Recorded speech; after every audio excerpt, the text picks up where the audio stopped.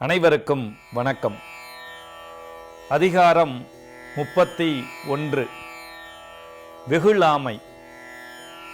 குறள் 301.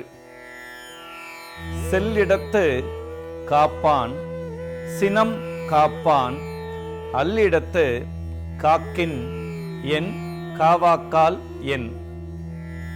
இதன் பொருள், தன்னை விட வலிமை குன்றியவரிடத்தில் சினம் வராமல் காப்பவனே சினம் காப்பவன்.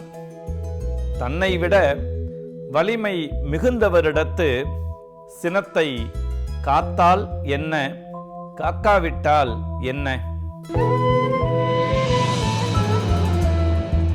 குறள் 302. செல்லா இடத்து சினம் தீது, செல்லிடத்தும் இல் அதனின் தீய பிற. இதன் பொருள், தன்னை விட வலியவரிடத்தில் கோபம் கொள்வது நமக்கே தீமையை தரும். மெலியவரிடத்தில் கோபம் கொண்டாலும் அதைவிட தீமை வேறு இல்லை. குறள் 303. மறத்தல் வெகுளியை யார் மாட்டும் தீய புறத்தல் அதனான் வரும். இதன் பொருள், யாரிடத்து கோபம் கொண்டாலும் அதை மறந்துவிட வேண்டும். தீமையான விளைவுகள் அக்கோபத்தாலேயே ஏற்படும். குறள் 304. நகையும் உவகையும் கொல்லும் சினத்தின் பகையும் உளவோ பிற. இதன் பொருள், முகத்தில் சிரிப்பையும் மனத்துள் மகிழ்ச்சியையும் கொல்லுகின்ற கோபத்தை விட ஒருவனுக்கு பகையானவை வேறு உள்ளனவோ? குறள் 305. தன்னைத்தான் காக்கின் சினம் காக்க காவாக்கால் தன்னையே கொல்லும் சினம். இதன் பொருள், ஒருவன் தன்னை காத்துக்கொள்ள விரும்பினால் கோபம் வராமல் காத்துக்கொள்ள வேண்டும். காக்காவிட்டால் அக்கோபமானது தன்னையே அழித்துவிடும். குறள் 306. சினமென்னும் சேர்ந்தாரை கொல்லி இனம் என்னும் ஏம புனையை சுடும். இதன் பொருள், சினம் தன்னை சார்ந்தவர்களையே கொல்லும் நெருப்பு. சினம் நமக்கு பாதுகாவலாக இருக்கும் சுற்றத்தையும் சுட்டு பொசுக்கும். குறள் 307. சினத்தை பொருளென்று கொண்டவன் கேடு நிலத்து அறைந்தான் கை பிழையாதற்று. இதன் பொருள், கோபத்தை பொருளாக கொண்டவன் அழிதல் என்பது நிலத்தை அறைந்தவனுடைய கை வேதனையில் இருந்து தப்ப முடியாதது போல் ஆகும். குறள் 308. இனர் எரி தோய்வண்ண இன்னா செய்யினும் புணரின் வெகுளாமை நன்று. இதன் பொருள், பல சுடர்களை உடைய பெரு நெருப்பில் விழுந்தாற்போன்ற துன்பத்தை ஒருவன் செய்த போதிலும் அவன் மேல் கோபம் கொள்ளாதிருத்தல் நல்லது. குறள் 309. உள்ளியதெல்லாம் உடன் எய்தும் உள்ளத்தால் உள்ளான் வெகுளி எனின். இதன் பொருள், ஒருவன் தன் மனதால் கோபத்தை எண்ணாதிருப்பானானால் நினைத்த நன்மைகளையெல்லாம் அவன் உடனடியாக பெறுவான்.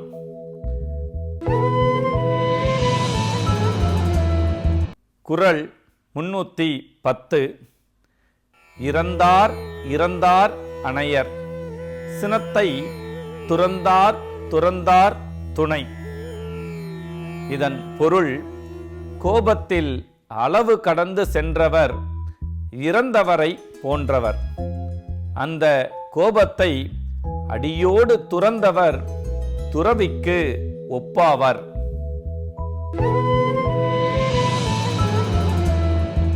அதிகாரம் 32. இன்னா செய்யாமை. குறள் 311.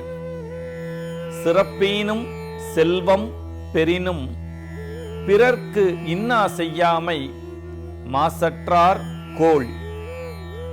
இதன் பொருள், சிறப்பை தருகின்ற பெரும் செல்வத்தை பெறுவதாக இருந்தாலும் பிறருக்கு துன்பம் செய்யாத கொள்கையை உடையவர் சான்றோர்.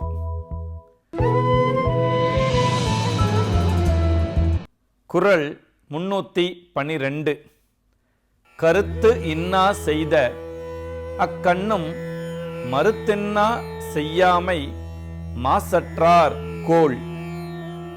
இதன் பொருள், ஒருவன் கோபம் கொண்டு துன்பம் செய்த போதிலும் அவனுக்கு திரும்ப துன்பம் செய்யாதிருத்தலே குற்றமற்றவரின் கொள்கையாகும்.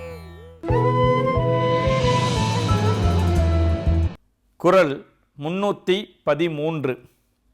செய்யாமல் செற்றார்க்கும் இன்னாத செய்தபின் உய்யா விழுமம் தரும். இதன் பொருள், நாம் ஒரு தீமையும் செய்யாதிருக்க கோபம் கொண்டு நமக்கு தீமை செய்தவர்க்கு நாம் தீமை செய்தால் தப்பிக்க முடியாத அளவு துன்பத்தை அது நமக்கு தரும். குறள் 314. இன்னா செய்தாரை ஒருத்தல் அவர் நாண நன்னயம் செய்து விடல். இதன் பொருள், தம்மை துன்புறுத்துபவர்களை தண்டிக்கும் முறை அவர்கள் வெட்கப்படும்படி அவர்களுக்கு நன்மை செய்தலே ஆகும். குறள் 315. அறிவினான் ஆகுவதுண்டோ பிரிதின் நோய் தம் நோய்போல் போற்றா கடை. இதன் பொருள், மற்ற உயிரின் துன்பத்தை தன் துன்பம் போல் கருதி காப்பாற்றாவிட்டால் தாம் பெற்ற அறிவினால் எந்த பயனும் இல்லை. குறள் 316. இன்னா எனத்தான் உணர்ந்தவை துண்ணாமை வேண்டும் பிறன்கண் செயல். இதன் பொருள், ஒருவன் தீமை என்று தன் வாழ்க்கையில் கண்டு அறிந்தவற்றை அடுத்தவர்க்கு செய்யாது இருக்க வேண்டும். குறள் 317. எனைத்தானும் எஞ்ஞான்றும் யார்க்கும் மனத்தானாம் மானா செய்யாமை தலை. இதன் பொருள், எவ்வளவு சிறியதாயினும் எக்காலத்திலும் எவரிடத்திலும் மனத்தால் கூட தீமை செய்யாதிருப்பதே உயர்ந்தது. குறள் 318.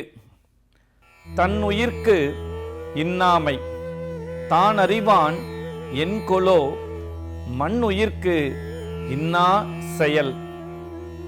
இதன் பொருள், தன் உயிருக்கு துன்பமானவை இவை என்று உணர்ந்தவன் அத்துன்பத்தை மற்ற உயிர்க்கு செய்வது என்ன காரணத்தாலோ? குறள் 319. பிறர்க்கின்னா முற்பகல் செய்யின், தமக்கின்னா பிற்பகல் தாமே வரும். இதன் பொருள், முற்பகலில் நாம் ஒருவருக்கு செய்யும் துன்பம் பிற்பகலில் நமக்கு தாமாகவே வந்து சேரும். குறள் 320. நோயெல்லாம் நோய் செய்தார் மேலவாம், நோய் செய்யார் நோயின்மை வேண்டுபவர். இதன் பொருள், தீமை செய்தால் செய்தவர்க்கே அது துன்பமாய் முடியும். நமக்கு தீமை வரக்கூடாது என்று எண்ணுபவர்கள் யாருக்கும் தீங்கு செய்ய மாட்டார்கள்.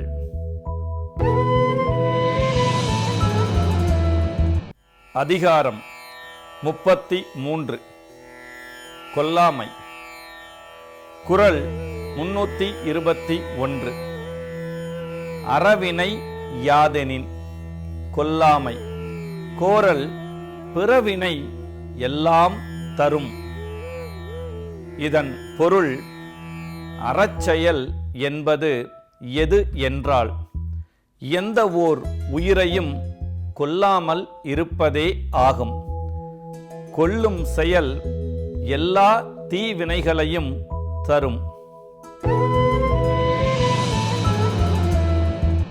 குறள் 322. பகுத்துண்டு பல்லுயிர் ஓம்புதல் நூலோர் தொகுத்தவற்றுள் எல்லாம் தலை. இதன் பொருள், கிடைத்ததை பகுத்து கொடுத்து தானும் உண்டு எல்லா உயிர்களையும் காப்பாற்றுதல் அறங்கள் எல்லாவற்றிலும் முதன்மையான அறமாகும். குறள் 323. ஒன்றாக நல்லது கொல்லாமை மற்றதன் பின்சார பொய்யாமை நன்று. இதன் பொருள், கொல்லாமை எல்லா அறங்களிலும் நல்லது. அதற்கு அடுத்து சிறந்த அறமாக இருப்பது பொய் சொல்லாமை ஆகும்.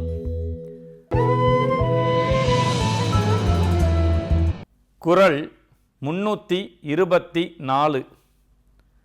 நல்லாறு எனப்படுவது யாதெனின் யாதொன்றும் கொல்லாமை சூழும் நெறி. இதன் பொருள், நல்ல வழி எனப்படுவது எது என்றால், எந்த உயிரையும் கொல்லாத அறத்தை போற்றுகின்ற நெறியாகும்.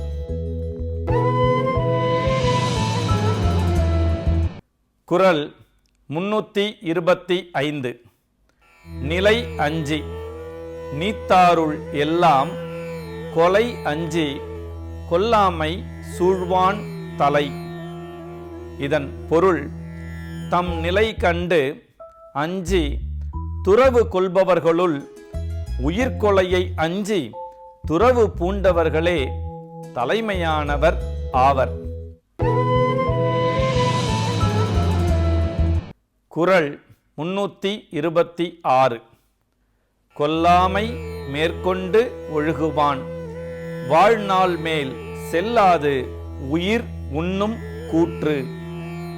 இதன் பொருள், கொலை செய்யாமல் வாழ்வதை குறிக்கோளாக கொண்டு வாழ்பவனின் வாழ்நாளை உயிரை பறிக்கும் யமன் கூட பறித்துச் செல்ல மாட்டான்.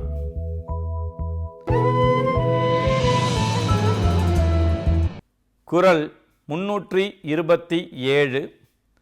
தன் உயிர் நீப்பினும் செய்யற்க தான் பிறிது இன்னுயிர் நீக்கும் வினை. இதன் பொருள், தன்னுடைய உயிரையே இழக்க நேர்ந்தாலும் கூட தான் வேறோர் இனிய உயிரை போக்கும் செயலை செய்யக்கூடாது. குறள் 328 நன்றாகும் ஆக்கம் பெரிதெனினும் சான்றோர்க்கு கொன்றாகும் ஆக்கம் கடை. இதன் பொருள், கொலை செய்வதனால் பெரும் நன்மை வரும் என்றாலும் சான்றோர் அதனை இழிவாக கருதி செய்ய மாட்டார்கள். குறள் 329 கொலை வினையர் ஆகிய மாக்கள் புலை வினையர் புன்மை தெரிவார் அகத்து. இதன் பொருள், இழிந்த தன்மை எது என்றாய்ந்த சான்றோர் கொலை செய்வோரை இழி செயல் செய்வோர் என்பர். குறள் 330 உயிர் உடம்பின் நீக்கியார் என்ப செயிர் உடம்பின் செல்லாத்தீ வாழ்க்கையவர். இதன் பொருள், நோயும் வறுமையும் வருத்தும் தீய வாழ்வை இன்று வாழ்பவர்கள் முன்பு கொலை பல செய்து உயிர்களை உடம்புகளில் இருந்து நீக்கியவர் என்று அறிந்தோர் கூறுவர். நன்றி, வணக்கம்.